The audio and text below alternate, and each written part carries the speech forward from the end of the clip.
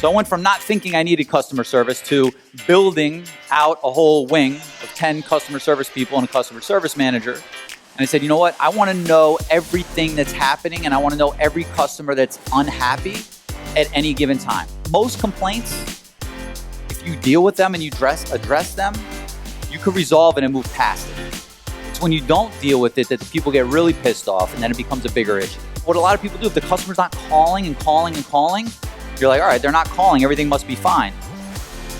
1-star Yelp review pops up, right? Everything's not fine. Make the effort. Never let a 1-star review just sit up there and don't make an effort to get it down. Reasonable people understand that things happen. They just want the company to stand behind their word. I feel the pain, and I know that when you get these issues and they happen, I know there's a fire in your chest. Listen, it's part of the business. It's about how you resolve them. And we're going to go through that. All complaints come in, right? This could mean anything. Damage, just a complaint, a bad review, a credit card chargeback, a BBB, a cancellation, an attorney letter, right? Anything that's in the category of a complaint goes to the awareness board, okay? So, when I set up customer service in my main office, it was really not until, I sold my long distance trucks and I became a broker for a short period of time. And the amount of complaints that were coming from the carriers that we were giving the work to, they weren't responding to them, right? In other words, I thought, hey, being a broker will be easy. We'll book the jobs and we'll service them. We've already got the call center going. I'll tell you the whole story tomorrow. But it wasn't, because we would say, oh, no problem. You just need to call the carrier. They'd call the carrier wouldn't deal with it, right? So I went from not thinking I needed customer service to building out a whole wing of 10 customer service people and a customer service manager. And I said, you know what? I want to know everything that's happening, and I want to know every customer that's unhappy at any given time. Not even a complaint. If they're not 100% happy, I want it up on the TV screen, and I want everybody to see it, so it's on our, we're aware of it, and we know that we're working to resolve that. Because otherwise, it's too easy for it to get swept under the rug, right? If the customer's not, what a lot of people do, if the customer's not calling and calling and calling, you're like, all right, they're not calling, everything must be fine. 1-star Yelp review pops up, right? Everything's not fine. Other stuff happens, everything's not fine. You want to have full awareness of what's going on with any customer that's not 100% happy, right? So I told my sales team, I told my customer service, I told dispatch, if you're aware of a customer that's not 100% happy, they need to go on the awareness board, which at first was a spreadsheet that we put up on the TV so we could see what was going on, and then later we built it into the CRM. But would that be helpful for you guys? Yeah. So you just want to be aware, right? So literally, if you had a whiteboard, okay, I'm assuming you guys, we were doing 12,000 moves at this point. So, even if it wasn't a lot of complaints, there was enough to have a board for them, right? But even if you have 1 or 2 complaints here and there, or customers that aren't 100% happy, put them up on a whiteboard, right? Just be aware of it. Otherwise, it won't get resolved, and it'll just end up, most complaints, if you deal with them and you address them, you could resolve it and move past it. It's when you don't deal with it that the people get really pissed off, and then it becomes a bigger issue. So, essentially, we'd open a ticket. We'd open the complaint resolution form that we had them go through. I know a lot of you have that from Moving Sales Academy. Review, categorize it, and prioritize it, right? So we would know, how did it come in? Did it come in because a mover told us about it? Did it come in because we found a bad review online? And then we put it in priority on how we're going to address it and how we're going to deal with it. And then we do an investigation, right? What happened with this complaint? With complaints, you don't want to just deal with them and then move on. You want to improve upon that. I mean, already today, I've probably marked down or gave Chris 5 or 6 different things to improve upon for next time, right? Not necessarily any complaints, but when you get a complaint, you want to be able to make sure you make those improvements, but you want to look into what actually happened. So, depending on the complaint, we would take them through this complaint resolution form that we filled out. Who has the complaint resolution form in here that's using it? Okay. So, and it's like, maybe we need to talk to the customer to find out their side of the story, which is always the case. Maybe we need to talk to dispatch. Maybe we need to talk to the movers. Maybe we need to talk to the salesperson, or maybe we need to look at the process. Anytime mistakes happen in your company, it's one of two things: people or process. That's it. That's the cause of every single problem in your company: people or process. And before you go blaming the person, look at the process to see if there's something that needs to be adjusted, something that needs to be fixed, right? So you do the investigation, and now you need a resolution. You listen to the customer and empathize with them, apologize if necessary. I have a private client in the room that was at my office, a month ago, and had a customer that, I'm trying to remember exactly what the scenario was. I won't call them out. So, no, the scenario was they put a 1-star review, they wouldn't take it down, they tried to resolve it, tried everything to resolve the issue. I said, you know what, write an apology letter, sincere, from the heart, to the customer, from you and your wife, to say, look, because he's like, I'm stressed out, I'm losing sleep over this at night. I said, tell the customer this. I'm a small business owner, my business means everything. I take pride in what we do, right? I know probably 6 of you probably have the video of this, because I know as I was telling them in my office, you guys were breaking out your phones and videoing me saying it, but, this is my business, this is my livelihood, I take it very seriously, I take pride in what I do, and it's been keeping me up at night that you had the experience that you did, and I just want you to know that I'm deeply sorry about it, and if there's anything that I could do at all to help make this better, we're here. I don't remember exactly what it was, and that was the tone of the letter. And it worked. Took the review down, right? It worked. Might not work every time, but make the effort. Never let a 1-star review just sit up there and don't make an effort to get it down. Pay that customer, kiss their ass, do what you got to do, but get it down. That's like having a retail store with spray paint on it, right? That's, you have a donut shop, and somebody comes and writes, these donuts suck. And you just come into work every day and you're like, it's unfortunate, right? Get it down. All right, so if the customer's happy, right? Because a lot of times you could resolve the complaint, because usually it's not a big thing, and you can make them happy. They were heard. You dealt with it. Reasonable people understand that things happen. They just want the company to stand behind their word. Ask them for a review. Only if their face looks like that, though. Right? Only if their face looks like that. If their face looks like this, if their face looks like that, just don't ask them for anything. Just be glad that you resolved it. They're like, yeah, all right, that's fine, but they're not a raving fan. And if their face looks like that, that gets escalated to the owner. If my customer service team couldn't resolve any complaints, they would come to me with the complaint resolution form filled out completely with all the investigations done. So I had all the information that I needed. So in other words, here's what the salesperson said, here's what the mover said, here's what the customer said. Everything was smooth in the process, and then I would call the customer and make that final attempt to resolve that issue. So, complaint resolution, all right? As far as the complaint itself, I know this is tough, but don't take it personal, all right? Don't take it personal. You got to understand this is part of the business, all right? It's all part of the business. You've got to remove your emotion from the situation. When I started the business, I was like a 19-year-old hot-headed kid. Complaints came in, like I wanted to fight the customer. You know what I mean? I was so offended and so you grow up, what are you going to do? Like, as a grown man or grown woman, you're going to fight? Like, first of all, you're fighting people as a grown person.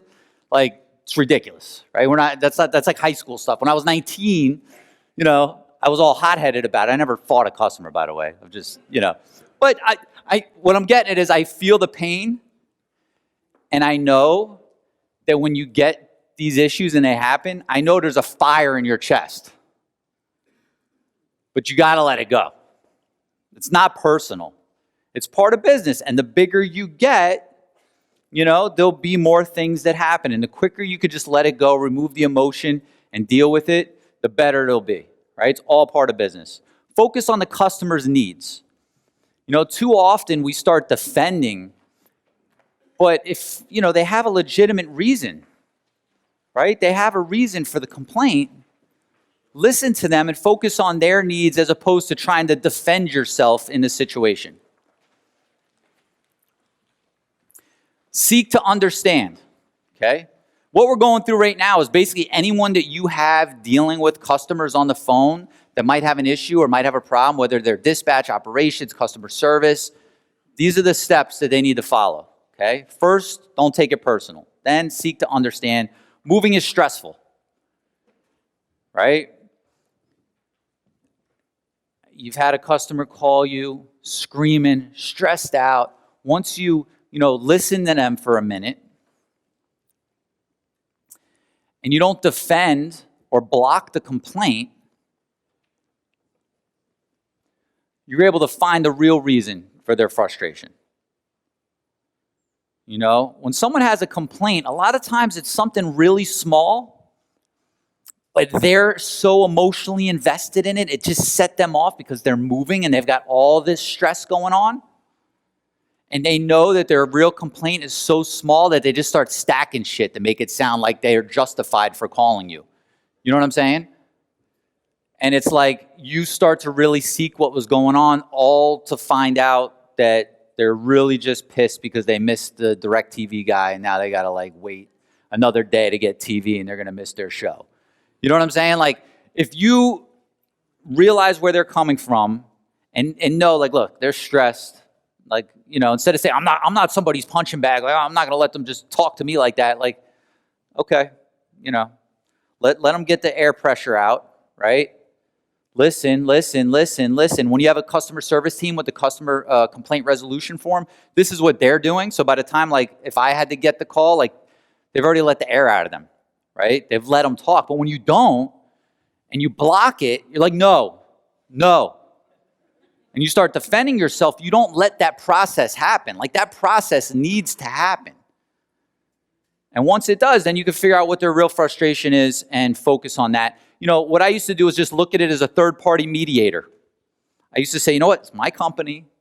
They're yelling about stuff that we're doing, but let me take a step back and let me not have any type of investment emotionally or anything like that. And just look at it and go, you know what? My company did kind of make a mistake here. You know what? They're being unreasonable with that. And yeah, we could have done better. And I looked at it like that to come up with a solution as opposed to being in it. It sounds like something small, but a lot of times I feel we have to, kind of play games with our mind to be able to see things from a different perspective. And if you just step back like that and look at it out here as opposed to looking at it here and here, it's a whole different ballgame. What is the right thing to do? The right thing often costs money. But if we look to resolve the issue, and then we go make sure that that issue doesn't happen again, and use it as an opportunity to improve, right? We learned our lesson, we paid whatever it's going to take to do the right thing, and then we move on. Be timely and responsive, all right? Acknowledge their complaint. Just the acknowledgement alone helps to let the steam out a little bit. Communicate the process. Okay, all right, well, here's what I'm going to do. I'm actually going to need to talk to my movers, and I'm going to talk to my sales team. This might take a day or two, but here's what I'm going to do. By Thursday, I'm going to send you an email or I'm going to give you a call back, and we're going to get this resolved for you, right? Communicate the process so they know what's going on instead of just saying, all right, I'll get back to you. And then follow up when you said you would follow up.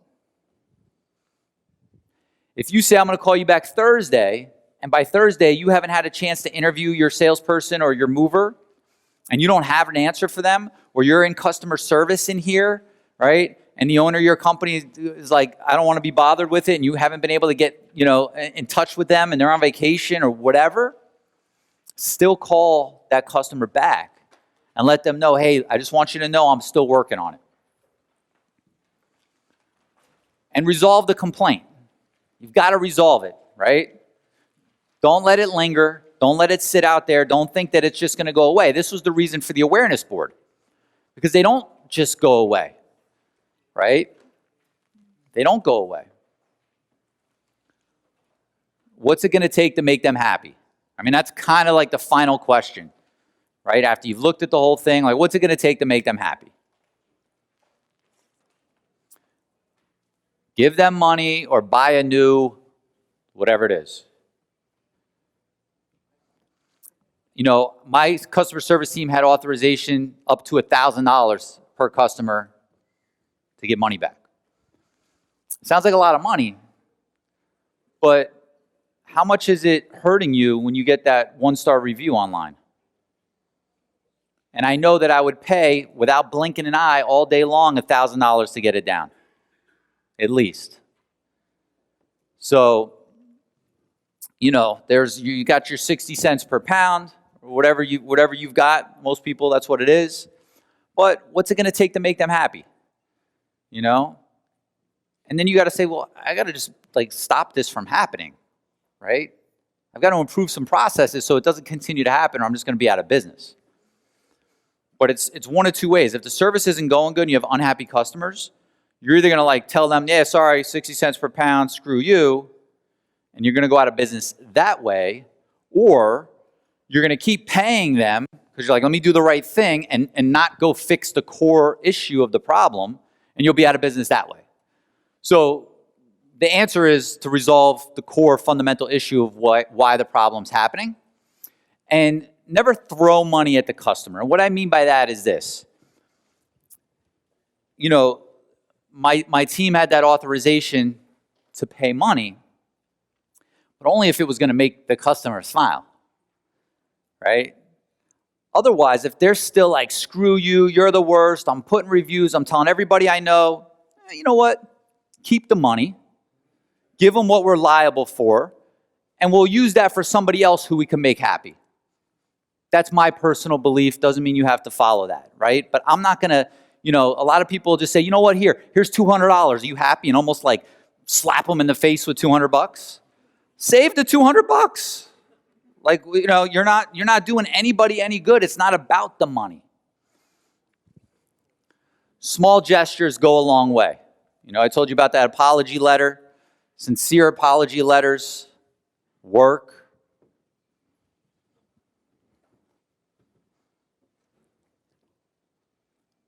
This is your business you're protecting. This isn't a personal dispute with a family member or something.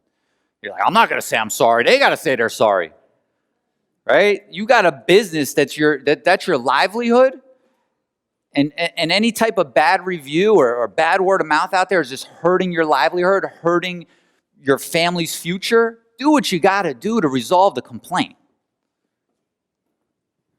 Even if you can't make them happy, decide how you're going to proceed and close the file. Don't let it linger. Decide how you're going to proceed and close the file. If it's got to close out, closed, unsatisfactory, then it is what it is, but you made that decision consciously. And then correct it internally.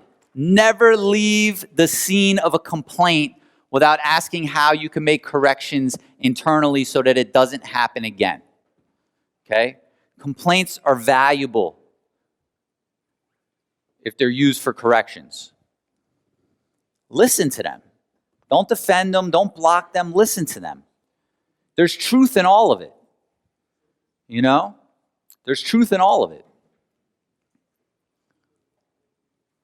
Identify the cause. What process can be improved? Who needs more training? Remember, all these issues are either people or process, one of the two. Have a meeting with staff to show the cause. right? You want them to see, you want everybody involved to see how this happened. It's not necessarily to call somebody out and tell them they did something wrong unless you have a clear, specific process on how to do something that they're not following. But if not, let everybody be a part of the solution. Say, guys, we're going to have to do something here. We're going to have to, correct and adjust this process. Who has some ideas on what we could do? Always call on your team, by the way, right? Always ask them. I'm bouncing ideas off my team left and right every single day, always. They've got a different perspective than you do, right? And they're sitting in they're in your business with you, but sitting in a different angle, sitting in a different seat. They see things differently, right? And then create or update your standard operating procedure, your process. We're going to talk about that tomorrow, but one of the best places to start with creating processes is areas where you're having problems, right? Areas where you're having issues. Hey, my friend, I hope you enjoyed that episode. If so, pound that subscribe button. And if you've got any questions, put them in the comments down below. That's where we get the inspiration for these videos, and I'd love to hear what you think. Also, if you want to join us for our next live monthly training where I train and coach moving company owners to take their moving companies to the next level, then join us in our Moving CEO Business Program. This is the program where I go live every single month training moving company owners on new strategies in marketing, operations, finance, sales, everything they need to take their business to the next level. And I'd love to have you join us. It's called Moving CEO Business Program, and you could click on the link below or over here to get more information on that. Again, please subscribe to this channel, and if you know anyone that would find any inspiration or this would help them in their business, please share this with them. Thank you so much for being a part of our community, and until I see you next time, go out there every single day, profit in your business, and thrive in your life.